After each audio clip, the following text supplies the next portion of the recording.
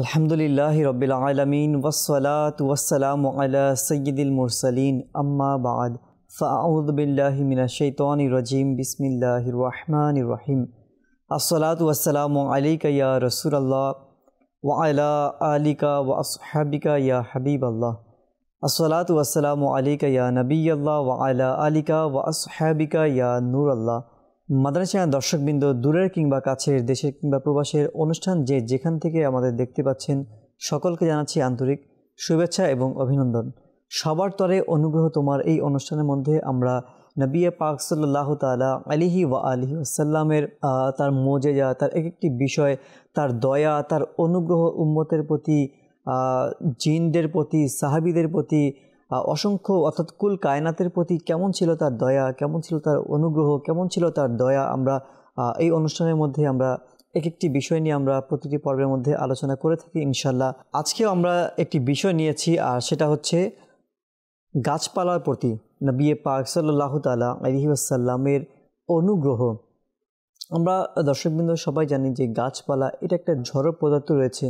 তো এই পদার্থ, গাছপালা, এদের প্রতি কেমন দয়া হতে পারে, এদের প্রতিও কি রহমত হতে পারে কিনা, এদের প্রতিও কি ভালোবাসা থাকতে পারে কিনা, তো আমরা শুনবো আজকের অনুষ্ঠানের মধ্যে। এবং গাছের বিষয়ে, গাছপালা আমাদের দেশ বলি, আমাদের ঘরের মধ্যে বলি, আমাদের বাসার বেলকনি বলি, বারান্দা, ছাদ বলি, অর্থাৎ আমাদের পরিবেশের প্রতিটা দেশ বলি, পৃথিবীর সকল জায়গার মধ্যে কিন্তু গাছপালা রয়েছে। আর এই গাছপালার বিষয়ে করণীয় কি রয়েছে, অনেক মানুষ আমরা আছি যে গাছপালাকে আমরা কষ্ট দিয়ে থাকি। তো এই বিষয়েও নবী পাক কি ইরশাদ করেছেন আজকে অনুষ্ঠানের মধ্যে আমরা শুনবো। আসুন আমরা শুরুতেই ভালো ভালো নিয়ত করে নিই, কেননা হাদিসে পাকের মধ্যে বর্ণিত রয়েছে মুসলমানের নিয়ত তার আমল অপেক্ষা উত্তম। আসুন আমরা নিয়ত করি আল্লাহ তাআলা এবং তার প্রিয় রাসূল সাল্লাল্লাহু তাআলা আলাইহি ওয়াসাল্লামের সন্তুষ্টি অর্জনের জন্য আমরা অনুষ্ঠান শুনবো, যা শিখবো অপরের কাছে তা পৌঁছে দিব ইনশাআল্লাহ তাআলা। আসুন আমরা আমাদের অনুষ্ঠানের শুরুতেই আমরা নবী পাক সাল্লাল্লাহু তাআলা আলাইহি ওয়া আলিহি ওয়াসাল্লামের উপর দুরূদ শরীফ পাঠ করার ফজিলত শ্রবণ করে নিই।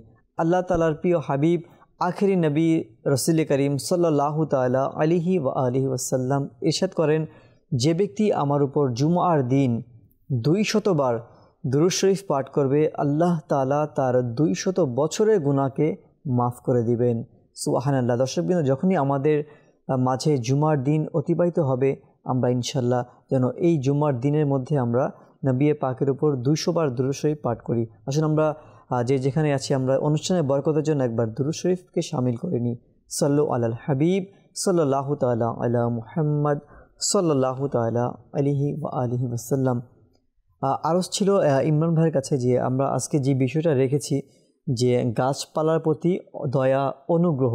তো নবী পাক সাল্লাল্লাহু তাআলা আলাইহি ওয়াসাল্লাম কি ইরশাদ করেছেন, এমন কি ঘটনা রয়েছে, আজকে আমরা অনুষ্ঠানের মধ্যে শুনবো ইনশাআল্লাহ। আসলে আল্লাহ তাআলার অসংখ্য সৃষ্টির মধ্যে গাছ হচ্ছে একটি অনন্য সৃষ্টি এবং অনেক বড় নিয়ামত। গাছকে আল্লাহ তাআলা মানুষের খিদমতের জন্য সৃষ্টি করেছেন। যদি গাছপালার ভূমিকা, গাছের গুরুত্ব যদি আমরা দেখি, দুনিয়ার জমিনের জন্য প্রয়োজন রয়েছে, মানুষের জন্য প্রয়োজন, আমাদের পরিবেশের জন্য প্রয়োজন, পশু পাখিদের জন্য প্রয়োজন। গাছপালা যে শুধু ফল দেয় বা ফুল দেয় বা সৌন্দর্যকে বজায় রাখে তেমনটা না। গাছপালা আমাদেরকে অনেক বড় একটি নিয়ামত, সেটি হচ্ছে অক্সিজেন দিয়ে থাকে। জি, সুবহানাল্লাহ। আল্লাহ তাআলার প্রদত্ত যে অক্সিজেন, আর আল্লাহ তাআলা সেই অক্সিজেনকে কিন্তু গাছপালার মাধ্যমে আমাদেরকে দিয়ে থাকে। অনেক ওষুধ আমরা গাছ থেকে পাচ্ছি। আর আমাদের যে কার্বন ডাই অক্সাইড আছে সেটাকে গাছ গ্রহণ করে। শুধু তাই নয়, গাছ পরিবেশের সৌন্দর্য কি করে রক্ষা করে।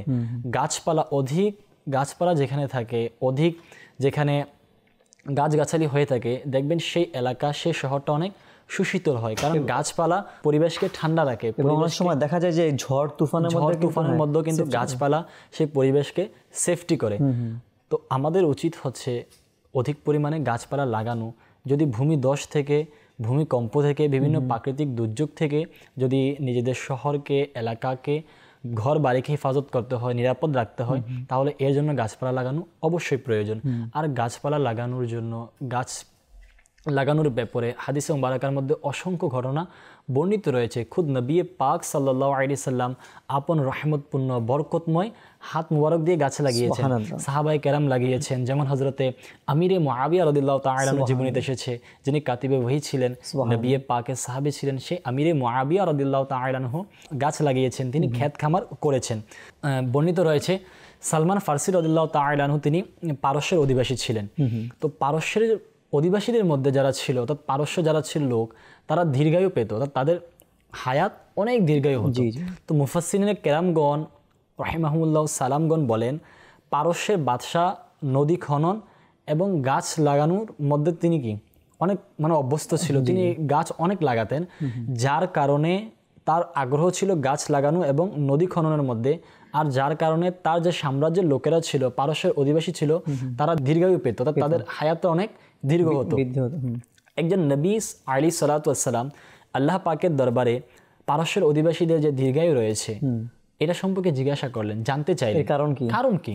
তো আল্লাহ তাআলা ওই নবী আলাইহিস সালাতু ওয়াস সালামের উপর ওহী নাজিল করলেন যে এরা আমার শহরকে আবাদ করে, এই কারণে তারা দুনিয়ায় বেশি সময় পর্যন্ত জীবিত থাকতে পারে। সুবহানাল্লাহ। যে এরা পারস্যের অধিবাসীরা আল্লাহ পাকের জমিনকে, আল্লাহ পাকের যে সৃষ্টির যে জমিন রয়েছে, দুনিয়া রয়েছে, সেটাকে আবাদ করে গাছ লাগানোর মাধ্যমে, নদী খননের মাধ্যমে প্রাকৃতিক সৌন্দর্যকে বজায় রাখে, আর সেই জন্য তারা দুনিয়াতে অধিক সময় ধরে জীবিত থাকতে পারে। খুদ নবী আকরাম সাল্লাল্লাহু আলাইহি সাল্লামের হাদিসে মুবারাকা রয়েছে যে আল্লাহ রাসূল সাল্লাল্লাহু আলাইহি সাল্লাম ইরশাদ করেন, যে মুসলমান গাছ লাগাবে বা ফসল বুনবে, অতঃপর তা থেকে যা পাখিরা বা মানুষ খাবে, তবে তা তার পক্ষ থেকে সদকা হিসেবে গণ্য হবে। যে নবী আকরাম সাল্লাল্লাহু আলাইহি সাল্লাম ইরশাদ করেন, যখন আমরা গাছ লাগাই আর সেই গাছের ফল, সেই গাছের যে ফল রয়েছে সেটা থেকে যে বেনিফিট পাচ্ছে, শুধু মানুষ নয়, যদি পাখিরাও সেটাকে বক্ষণ করে, পাখিরাও যদি সেখান থেকে লাভবান হয়, তাহলে সেটাও আমাদের জন্য কি হবে? সদকা হবে। যিনি গাছ লাগিয়েছেন, আজকে আমরা যদি সদকা করতে হয়, টাকা দিতে হয়, অর্থ নিজেদের ধন সম্পদকে ব্যয় করতে হয়, কিন্তু নবী পাক সদকার আরেকটি মাধ্যম বলে দিয়েছেন, সেটা হচ্ছে গাছ লাগানো। যদি আমি গাছ লাগাই, সেটা থেকে মানুষ, পশু পাখি, আল্লাহ তাআলা নিয়ত থাকতে হবে। এটা কখনো খারাপ নিয়ত তো লাগানো যাবে না, এই নিয়ত লাগাতে হবে যে আমির আহলে সুন্নাত দামাত বারাকাতুহুম আলাইহি, আল্লাহু আকবার, যে আমির আহলে সুন্নাত দামাত বারাকাতুহুম আলাইহির প্রতি কুরবান।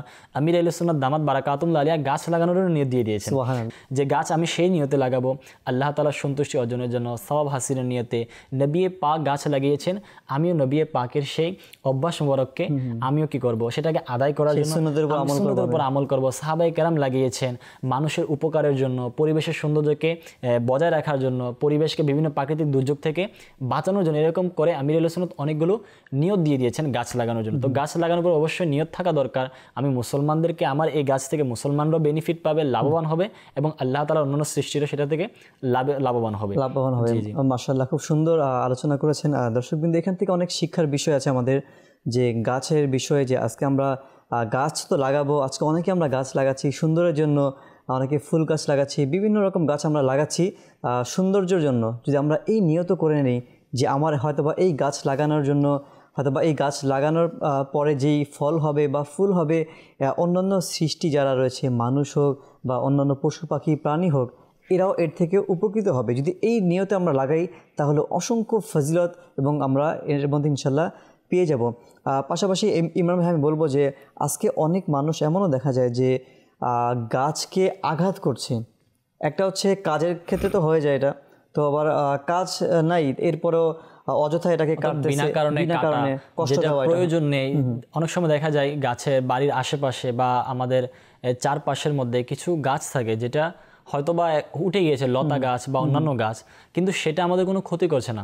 এখন দেখা যাচ্ছে পরিষ্কার করার জন্য, অনেক সময় সৌন্দর্যের জন্য, অনেক সময় বিভিন্ন অজুহাত দিয়ে আমরা সেগুলোকে কেটে ফেলে, বিনা কারণে দেখা যাবে বাচ্চাদের হাতে অনেক সময় ছুরি থাকে বা দা থাকে, তারাও গিয়ে গাছের মধ্যে আঘাত করে গাছের যে ছাল রয়েছে সেটাকে উঠিয়ে ফেলে। এর মাধ্যমে কিন্তু গাছেরও সৌন্দর্য নষ্ট হয়ে যায়, পরবর্তীতে কিন্তু গাছের যে সুস্বাস্থ্য রয়েছে, সেটা যে একটু বাড়বে, বড় হবে, সেটা কিন্তু সেখানে থেমে যায়। যার কারণে অনেক সময় দেখা যায় গাছ মারাও যায়। অনেক সময় দেখা যায় গাছ তো পুরোটা ঠিক রয়েছে, এখন আমি দা দিয়ে বা ছুরি দিয়ে গাছের এমন জায়গায় আঘাত করলাম যে গাছের একটা শিকড় কেটে গেল বা মূলটা কেটে গেল, পরে গাছটা কি হয়ে যায়, পুরো একদম শেষ মরে গেল। তো এমনটা অবশ্যই উচিত না, কেন নবী আকরাম সাল্লাল্লাহু আলাইহি সাল্লাম হাদিসে মুবারাকার মধ্যে আমাদেরকে শিক্ষা দিয়েছেন গাছপালা অবশ্যই আমরা লাগাবো পরিবেশের সৌন্দর্যকে বজায় রাখার জন্য, মানুষের জন্য উপকার পায়। যেমন নবী আকরাম সাল্লাল্লাহু আলাইহি সাল্লামের হাদিসে মুবারাকার মধ্যে এসেছে আল্লাহ রাসূল সাল্লাল্লাহু আলাইহি ওয়াসাল্লাম ইরশাদ করেন, যে ব্যক্তি কোনো গাছ লাগালো এবং তার সংরক্ষণ ও দেখাশোনা করাতে ধৈর্য ধারণ করলো, এমনকি তা ফল দিতে লাগলো, তবে তা থেকে খাওয়া প্রতিটি ফল আল্লাহ পাকের নিকট তার অর্থাৎ লাগানো ব্যক্তির জন্য সদকা স্বরূপ হবে। সুবহানাল্লাহ। প্রত্যেকটি ফল ওই ব্যক্তির জন্য সদকা স্বরূপ হবে। আচ্ছা, এখানে দেখেন এহসান ভাই, নবী আকরাম সাল্লাল্লাহু আলাইহি সাল্লাম শুধু গাছ লাগাতে বলেন নাই, বলেছেন যে যিনি গাছ লাগিয়েছে এবং সেটাকে সংরক্ষণ ও দেখাশোনা করেছে। আচ্ছা, সংরক্ষণ ও দেখাশোনার মধ্যে এই বিষয়টা আসছে যেটা আপনি বলেছেন, বিনা কারণে আঘাত করা, কেটে ফেলা অথবা এটাকে কষ্ট দেওয়া। তো এই বিষয়গুলো আসতেছে যে যখনই আমরা গাছ লাগাবো, হোক সেটা আমি লাগাই বা আমাদের পরিবারের পক্ষ থেকে বা সমাজের মধ্যে যেই লাগাক না কেন, যেই বপন করুক না কেন, সেটাকে সংরক্ষণের দায়িত্ব কিন্তু আমার। নবী আকরাম বলেছেন যে সেটাকে লাগাতেও হবে, সংরক্ষণও করতে হবে, দেখাশোনা পরিচর্যাও করতে হবে, সঠিক সময় পানি দিতে হবে, দেখাশোনা করতে হবে।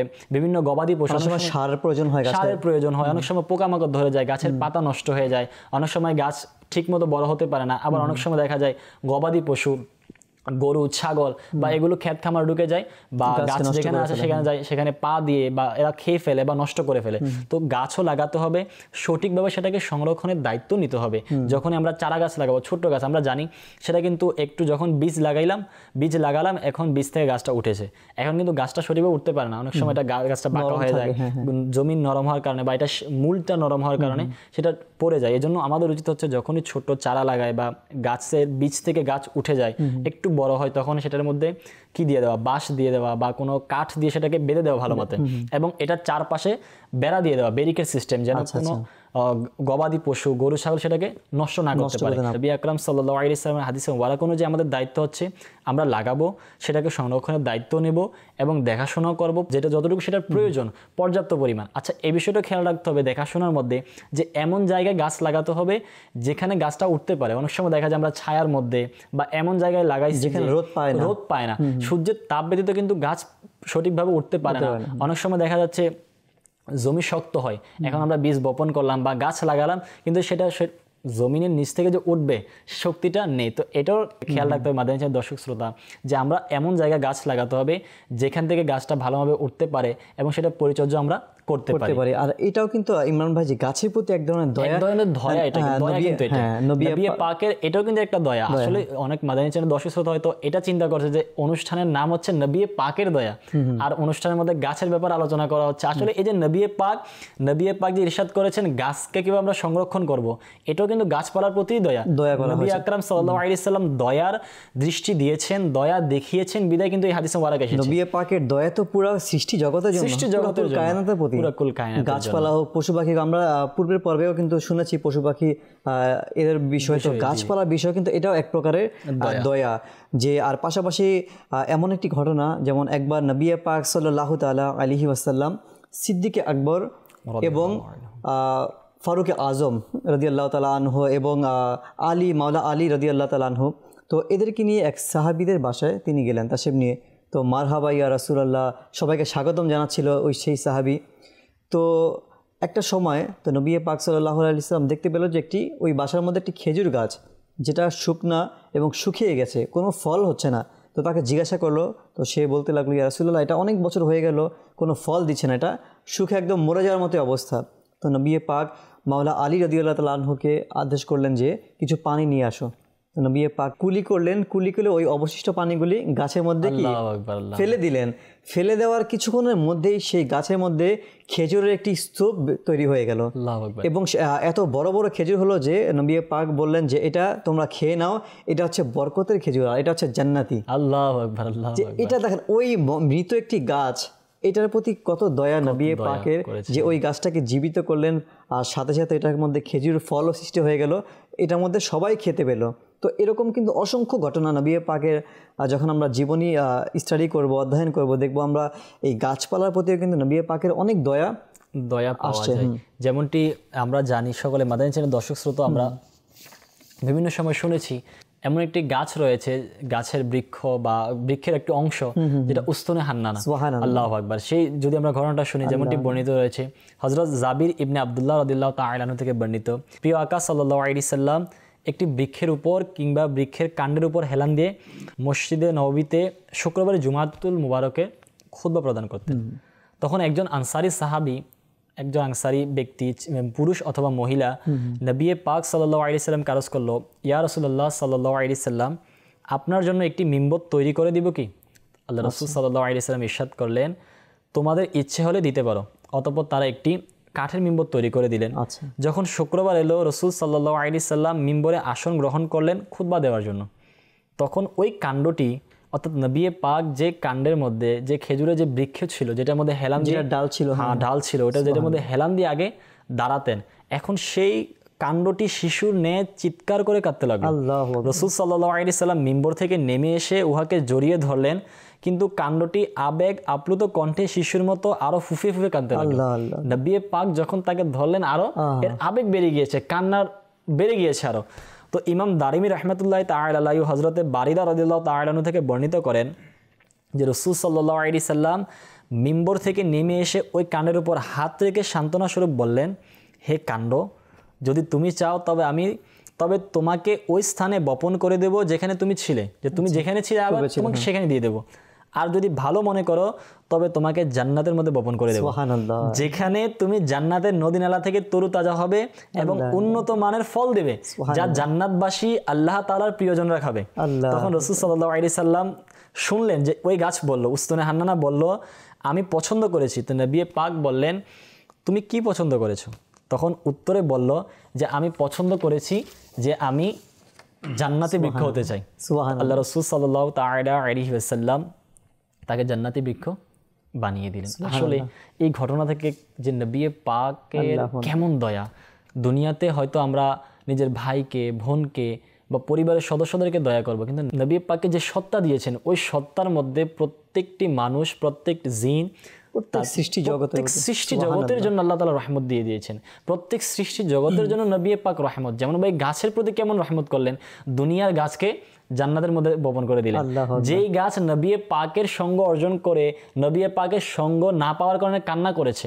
আসলে আমরা আমাদের দেশে আমরা জানি যে একটা কথা রয়েছে, যে বাচ্চা কান্না করে সে কিন্তু দুধ পায়, সে কিন্তু খাবার পায়, আর ওই গাছ কিন্তু কান্না করেছে আর তার বিধায় কিন্তু এই ফলটা পেয়েছে। এই ফলটা পেয়েছে। কিতাবের মধ্যে ইমরান ভাই এই ঘটনাকে কেন্দ্র করে এমন আসছে, নবী পাক ইরশাদ করেন, যদি তাকে ওই বুকে জড়িয়ে না নিতেন, সে যখন কান্না করছিল, তো কিয়ামত পর্যন্ত ওই গাছটি কান্না করতো, তার কান্না কখনো থামতো না। আর নবী পাক কিন্তু জানতেন, এবং নবী পাকের দয়া কেমন দেখিয়েছেন, তাকে মিম্বর থেকে নবী পাক নেমে আসলেন, তাকে জড়িয়ে ধরলেন, তাকে সান্ত্বনা দিলেন।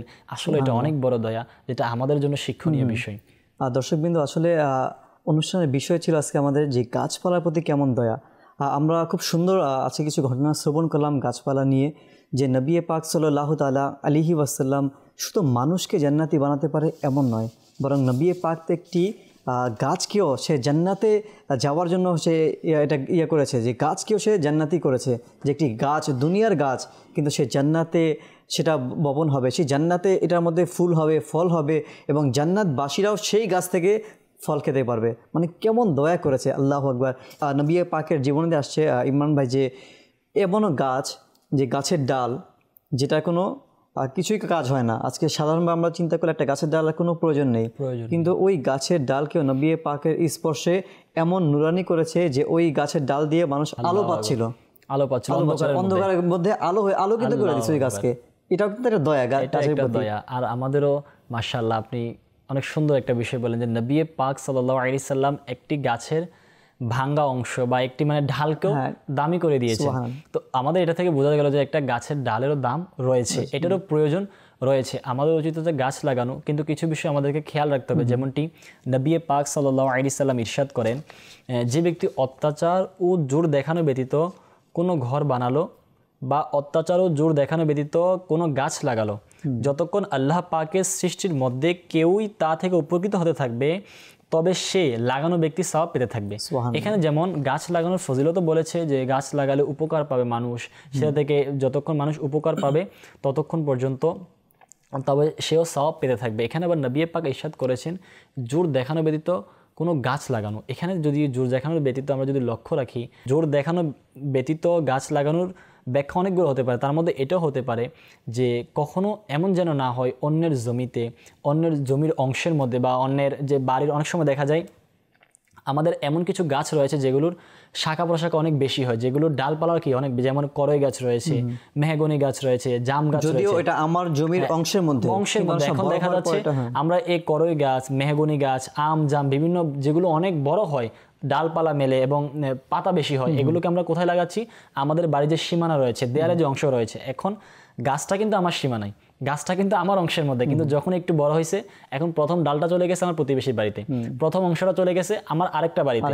এখন আমার এই গাছের পাতা পড়তেছে কার বাড়িতে? তার এখানে।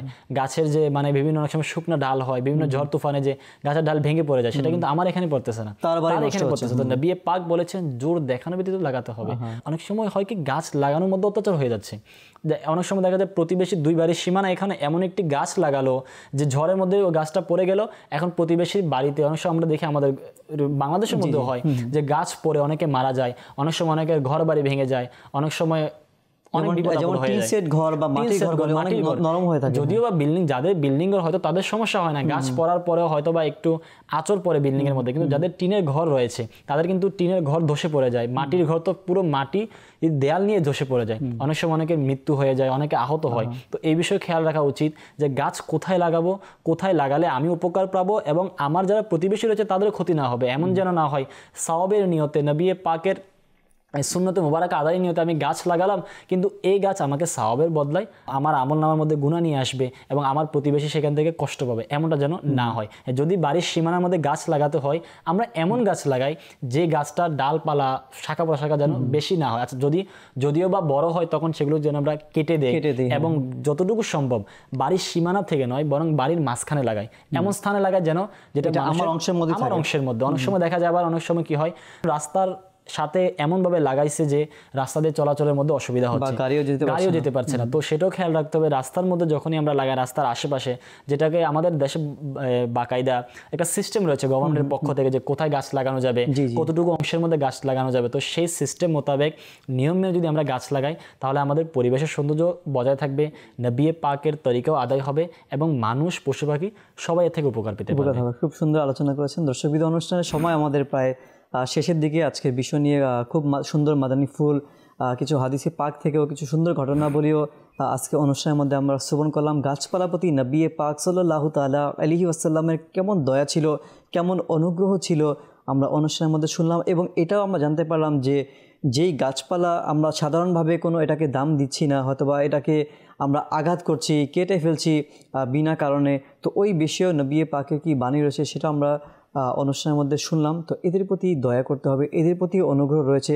গাছপালা লাগানোর প্রতিও কিছু কর্তব্য, কিছু নিয়মবিধি আমাদেরও রয়েছে, যেন আমরা যেখানে সেখানে না গাছ লাগাই, মানুষের হক যেন আমরা আবার নষ্ট না করি, সেই দিকে বান্দার হকের দিকে আমাদের দেখতে হবে। আমরা আজকের অনুষ্ঠানের মধ্যে যা শুনলাম, আল্লাহ তাআলা যেন আমাদেরকে বুঝার, এর উপর আমল করার তৌফিক দান করুক। আমিন বিজাহি নবীল আমিন সাল্লাল্লাহু তাআলা আলাইহি ওয়াসাল্লাম। পরবর্তী পর্ব দেখার জন্য আপনাদেরকে আমন্ত্রণ জানাবো। ততক্ষণ পর্যন্ত ভালো থাকুন এবং মাদানী চ্যানেলের সঙ্গেই থাকুন। সাল্লু আলাল হাবিব সাল্লাল্লাহু তাআলা আলা মুহাম্মদ সাল্লাল্লাহু আলাইহি ওয়াসাল্লাম।